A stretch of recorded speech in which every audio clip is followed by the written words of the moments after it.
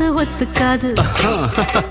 செந்தூர பாண்டிக்கு ஒரு சோடி கிளி கூட சோழ கழுது போல